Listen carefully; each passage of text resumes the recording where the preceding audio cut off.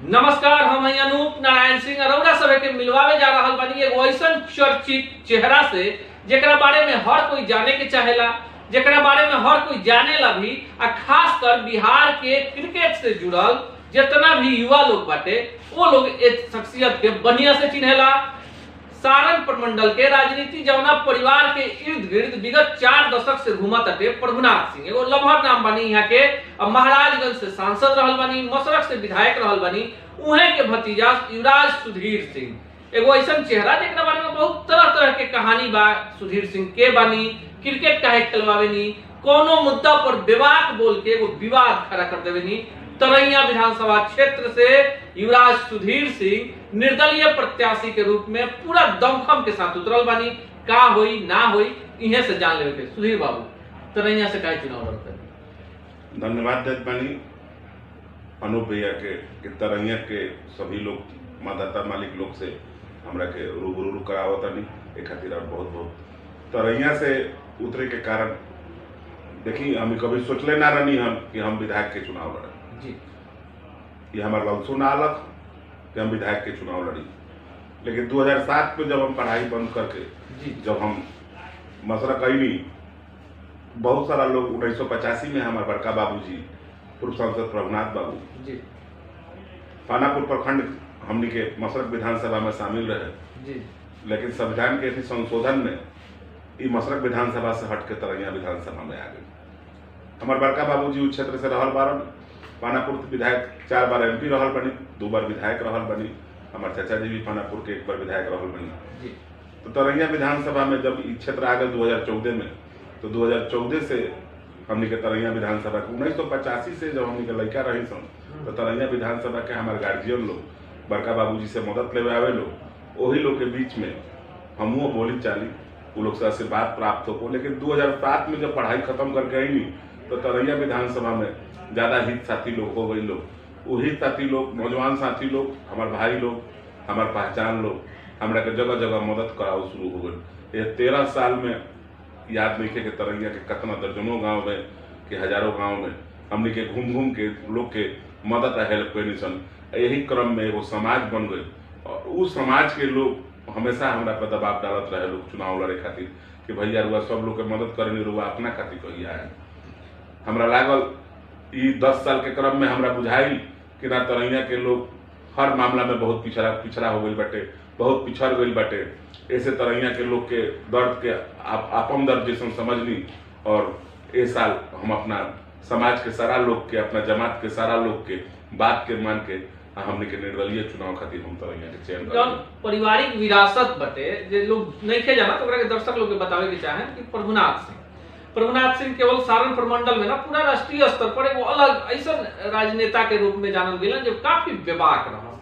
लेकिन प्रभुनाथ सिंह बनावे वाला जो चेहरा रहे वो युवराज सुधीर सिंह के पिताजी दीनानाथ बाबू।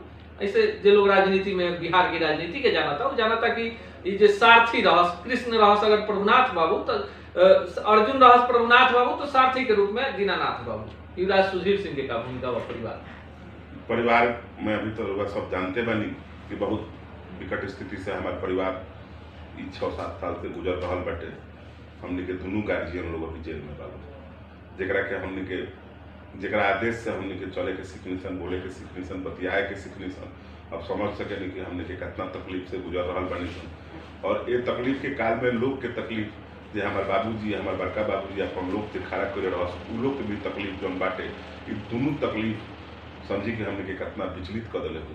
और वो विचलित काल में ये चुनाव जो सामने हमने के पड़ल बटे उ लोग के दुख दूर करे के बाद जो बाबूजी समाज के हमारे चयन करे रही। और परिवार के बात करी तो अभी छोट भाई रणधीर सिंह और चाचा जी हमारे घर के विधायक जी गार्जियन बनी। विधायक जी भी अपन चुनाव बनियापुर से लड़ रहा बनी और चाचा जी भी छपरा से, छोट भाई भी छपरा से चुनाव लड़ रहा बारन।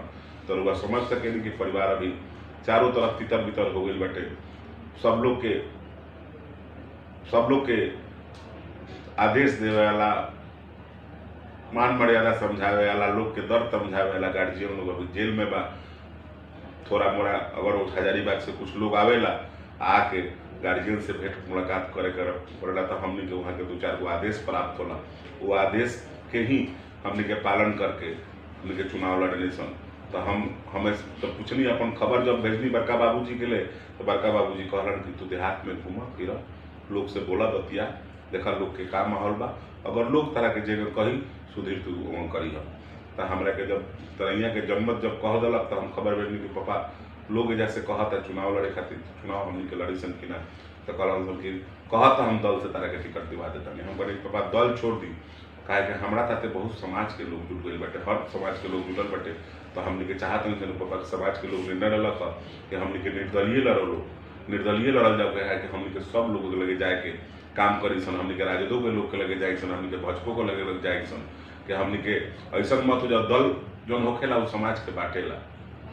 और हम निर्दलीय ऐसे फैसला हमारा समाज के लोग के धन्यवाद देते मानी कि रुआ लोग हमरा के ऐसा मंच पे लाके खड़ा कैले बड़े निर्दलीय के मंच पे जो समाज के एक करे के कहेला कि हमने के प्लस हम खेल की दुनिया से भी जुटल लोग हैं।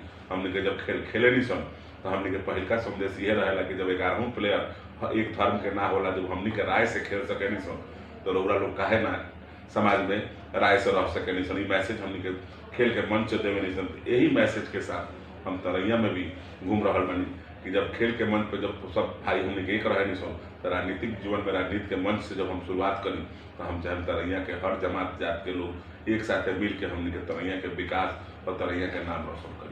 रघुनाथ बाबू के एगो ऐसा छवि रहा क्षेत्र में कि जो अपराध रहा पर पूरा लगाम रहा, जो अपराधी तत्व रहा ओकरा में एगो खौफ रहा। अब प्रभुनाथ सिंह के अनुपस्थिति में सुधीर सिंह के खौफ बटे अपन जे छवि बनत जाता टे दबंग के छवि, विरोधी आरोप लगावे ला लोग, लेकिन जो नजदीक से जानता कि सुधीर सिंह में कौन ऐसा आपराधिक तत्व के बैठकी नहीं के, ये पर का जवाब देवे के चाहे? निश्चित निश्चित निश्चित हम ये दावा के साथ कह सके नहीं कि 1985 में